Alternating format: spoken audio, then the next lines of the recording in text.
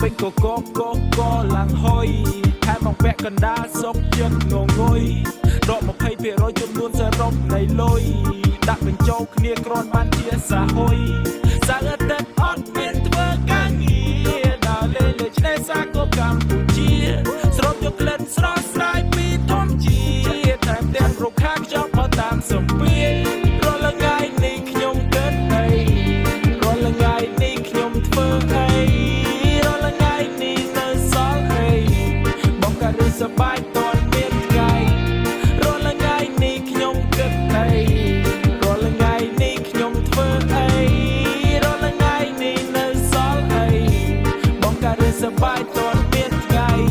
បៀតិចកំពុងតែត្រៀមចាំយើងមកបើល្ងាយើងនាំគ្នាមកអាំងភ្លើងហើយតោះដាំមកដើមមកវាបើងបាសជើងសម្រាប់ពីការងារតោះសប្បាយកុំខ្វល់ច្រើនត្រីដុនស្រោបដោយអំបិលទឹកត្រីកោះហើយដាក់មកទេហិលហើយមានតែគ្រឿងសមុទ្រស្រស់ខ្លែមកឡើងខ្ជិលហូបយកកម្លាំងជាធម្មពលថ្មពិលរាល់ថ្ងៃនេះខ្ញុំគិតអីរាល់ថ្ងៃនេះខ្ញុំធ្វើអីរាល់ថ្ងៃនេះនៅសល់អីបងក៏រស់សប្បាយតនមានថ្ងៃរាល់ថ្ងៃនេះខ្ញុំគិតអីរាល់ថ្ងៃនេះខ្ញុំធ្វើអីរាល់ថ្ងៃនេះនៅសល់អីបងក៏រស់សប្បាយតនមានថ្ងៃមើលរត់មិនចាំតែរៀបចំបានអីខ្លះជួយរកកន្លែងល្អឲ្យភ្លុំចោលអាកាស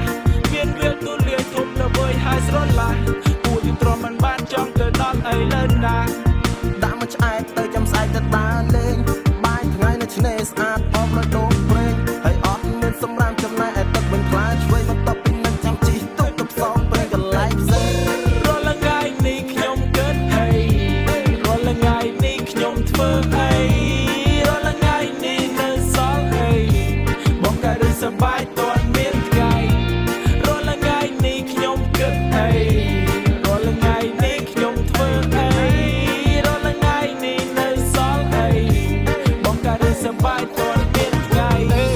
គុំក៏ច្រើនពេកគុំបាច់ជាប់រវល់សម្រាប់ខ្លះឲ្យរីឡែកមកបោះតង់អាំងភ្លឹងរត់